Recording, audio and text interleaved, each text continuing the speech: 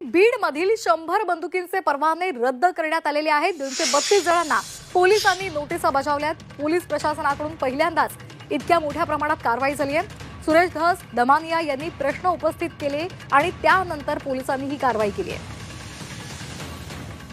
या संदर्भात अधिक माहिती घेणार आहोत आमचे प्रतिनिधी विष्णू बुर्गे यांच्याकडून। विष्णू, बंदुकींचे परवाने रद्द करण्याचा निर्णय पोलिसांनी घेतलेला आहे, नोटिसा बजावल्या आहेत, काय अधिकची माहिती आहे?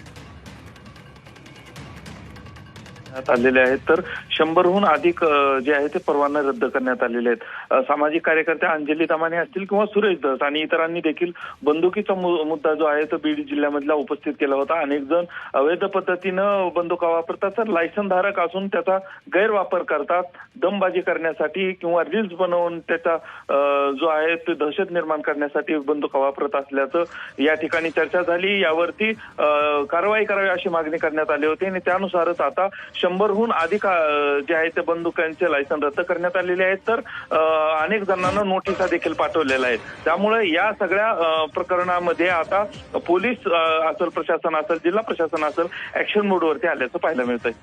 अगदी धन्यवाद विष्णू दिलेल्या माहितीसाठी।